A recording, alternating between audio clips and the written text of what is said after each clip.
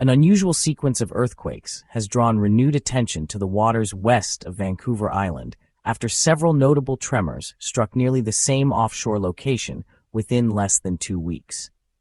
Why did powerful earthquakes return to almost the exact same area in such a short span of time?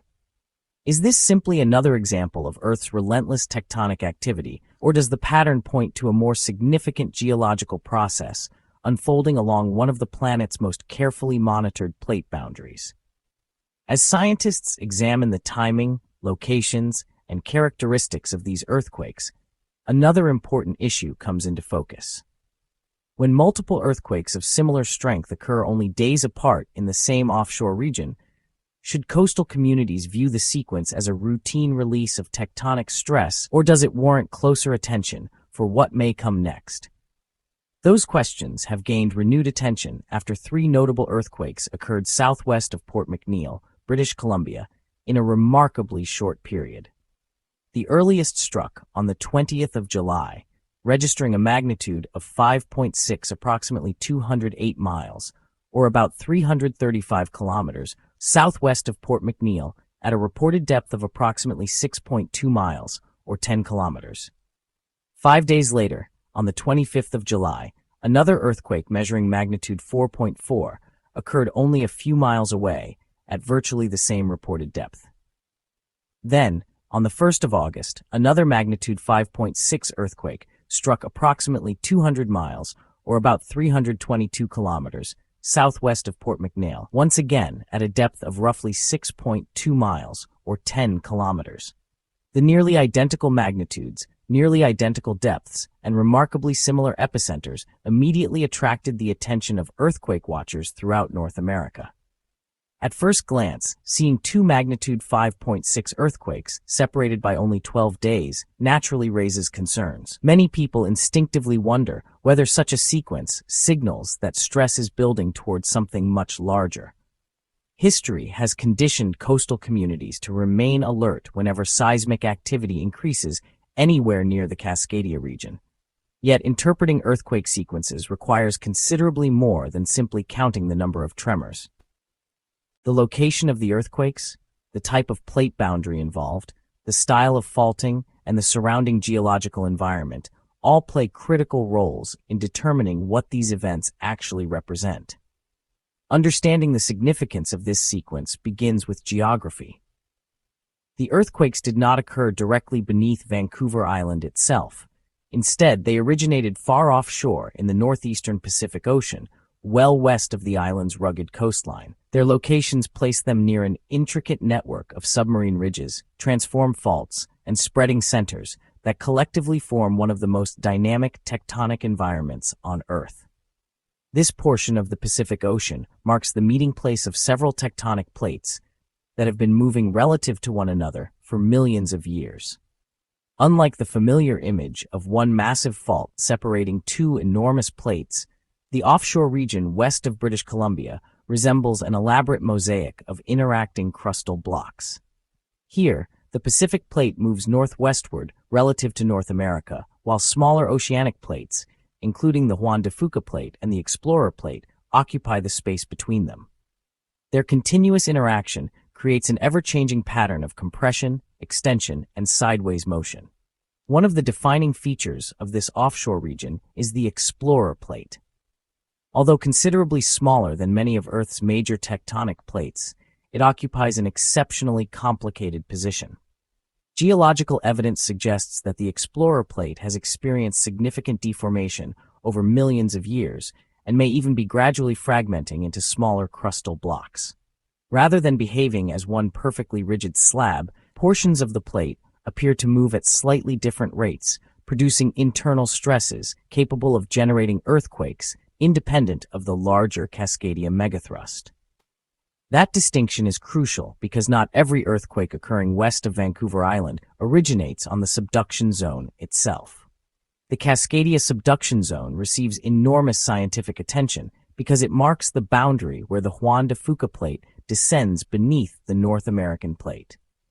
That immense fault stretches for roughly 700 miles, or approximately 1,130 kilometers, from northern California to southern British Columbia. it is capable of producing some of the largest earthquakes on Earth, potentially exceeding magnitude 9. However, the recent earthquakes occurred considerably farther west than the locked portion of the megathrust, placing them within a different tectonic setting. Instead of representing direct rupture along the plate interface responsible for giant Cascadia earthquakes, these events appear more consistent with activity occurring within the oceanic plate system itself. Such earthquakes are commonly described as intraplate or crustal events occurring inside the oceanic plate rather than along the primary subduction boundary. Although they can still produce strong shaking near their epicenters, their geological implications differ substantially from those associated with rupture along the megathrust. Another feature helping scientists interpret these earthquakes is their reported depth.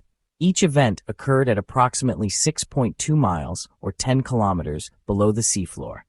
That relatively shallow depth suggests rupture occurred within the upper portion of the oceanic crust rather than deep inside the descending slab. Shallow earthquakes often result from brittle fracturing as rocks exceed their mechanical strength under tectonic stress. Because oceanic crust is relatively thin compared with continental crust, earthquakes occurring at these depths frequently reflect stresses acting near the spreading ridges or transform fault systems. The offshore region southwest of Port McNeill lies not far from the Explorer Ridge, where new oceanic crust continues to form as magma slowly rises from Earth's mantle. Although the rate of spreading is relatively slow compared with faster mid-ocean ridges elsewhere in the world, the process remains active. As magma cools to create new crust, the surrounding plates continue moving apart. That movement is not perfectly smooth. Segments of the ridge are offset by transform faults, where adjacent sections slide horizontally past one another. These transform faults periodically accumulate stress before releasing it through earthquakes. Earthquakes occurring in transform environments often display clustering behavior.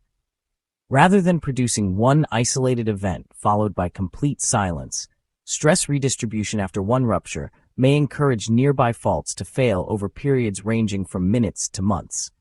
That mechanism provides one possible explanation for the sequence observed southwest of Port McNeill.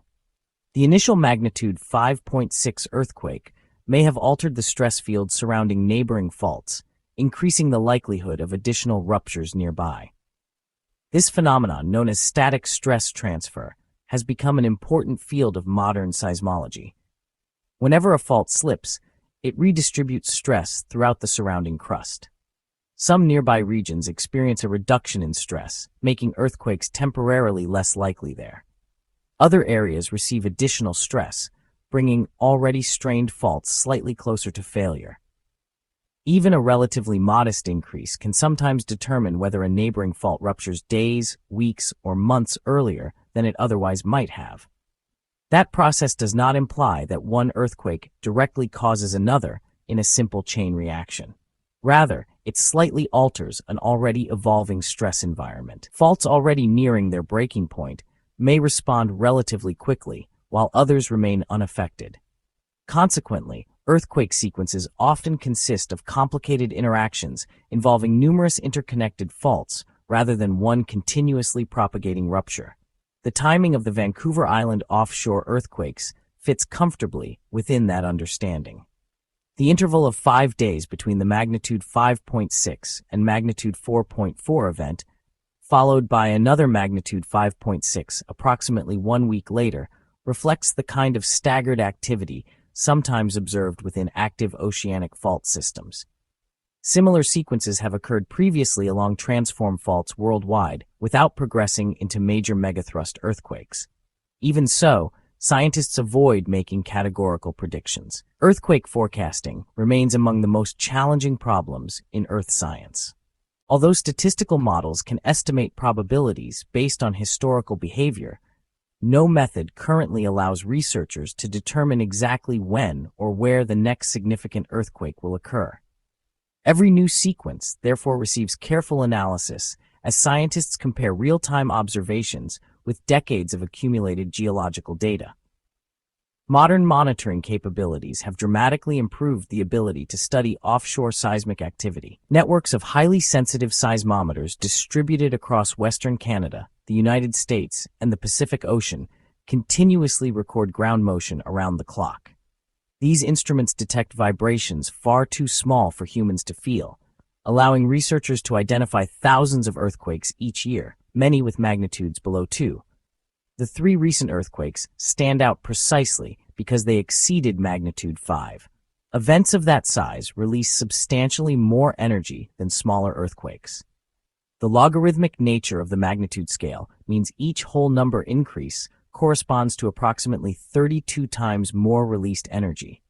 Consequently, a magnitude 5.6 earthquake releases many times more energy than the intervening magnitude 4.4 event, despite appearing only slightly larger numerically.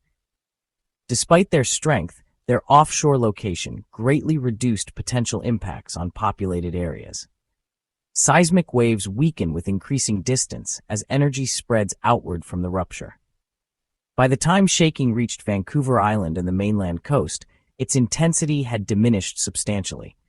Many residents may not have noticed the events at all, while others experienced only weak or light shaking, depending on local geological conditions. Ocean depth also played an important role in limiting hazards. Although undersea earthquakes sometimes generate tsunamis, not every offshore earthquake possesses that capability. Tsunamis generally require significant vertical displacement of the seafloor over a broad area. Many transform fault earthquakes primarily involve horizontal movement, producing little uplift or subsidence capable of displacing large volumes of seawater. Magnitude also matters. Earthquakes around magnitude 5.6 rarely generate destructive tsunamis unless unusual circumstances exist. Understanding the broader tectonic framework requires examining millions of years of geological evolution. The northeastern Pacific has undergone continuous reorganization as spreading centers migrated, transform faults developed, and oceanic plates fragmented. Ancient plate boundaries have disappeared while new ones formed. The present arrangement represents only one chapter in a dynamic geological history extending back tens of millions of years. Researchers believe the Explorer Plate itself originated through processes linked to the larger Farallon Plate, which once occupied much of the eastern Pacific Ocean. As subduction progressively consumed the Farallon Plate beneath North America, only smaller remnants remained. Among those remnants are the Juan de Fuca Plate, the Explorer Plate, and the Gorda Plate. Although related historically, each now follows its own distinct tectonic behavior. Because the Explorer Plate occupies a transitional region between the Pacific Plate and Juan de Fuca Plate, deformation has become unusually complex. Rather than acting as one coherent rigid plate, geological mapping indicates multiple fault systems intersect the area. Some accommodate sideways motion, while others respond to compression or extension.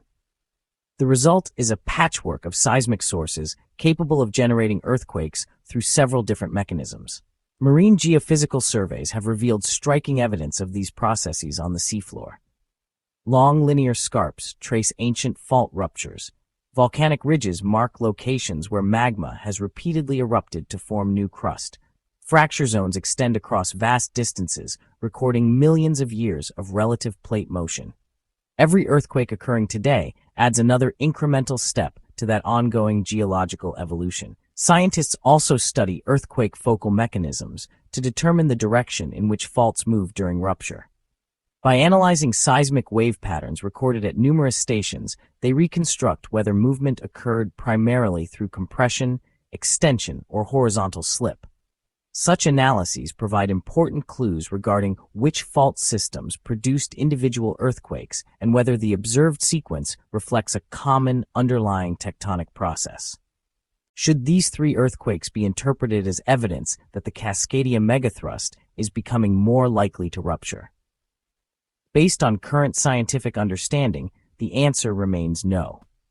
Although any earthquake occurring near an active plate boundary naturally attracts attention, the location and likely source characteristics of these events differ significantly from those expected for stress accumulation directly on the locked subduction interface.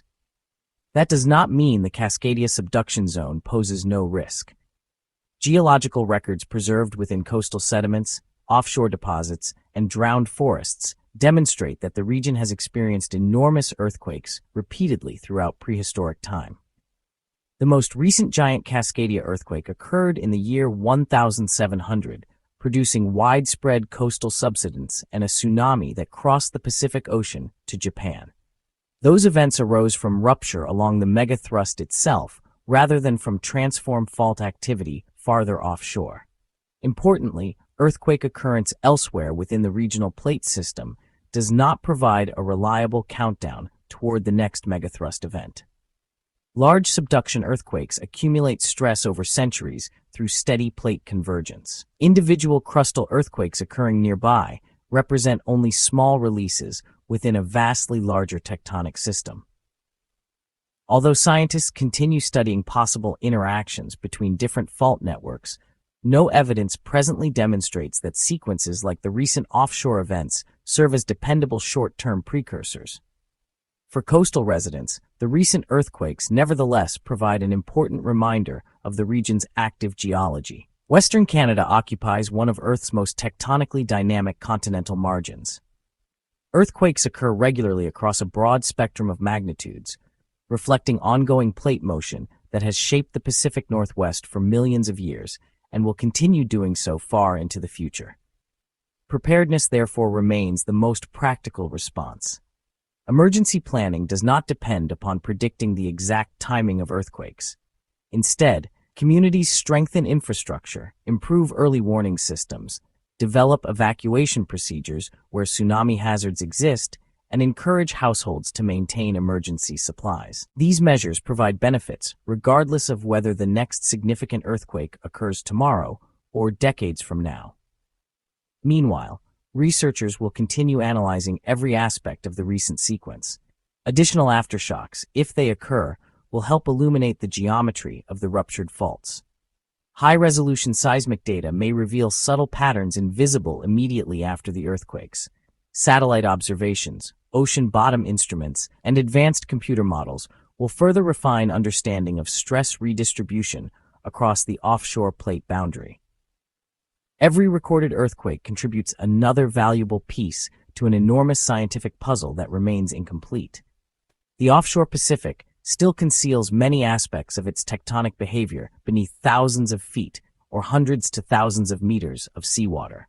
Each carefully measured rupture expands knowledge about how oceanic plates fracture, interact, and evolve over geological time.